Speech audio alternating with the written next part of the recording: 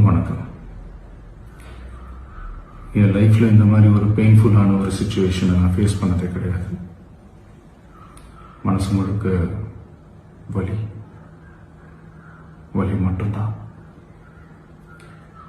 இந்த சுற்றுப்பயணத்தில் என்னென்ன மக்கள் பார்க்க வராங்க, அதுக்கு ஒரே ஒரு காரணம் தான், அவங்க என் மேலே வச்சிருக்கிற அன்பும் பாசம். அந்த அன்புக்கும் பாசத்துக்கும் நான் எப்பவும் கடமைப்பட்டிருக்கிறேன்.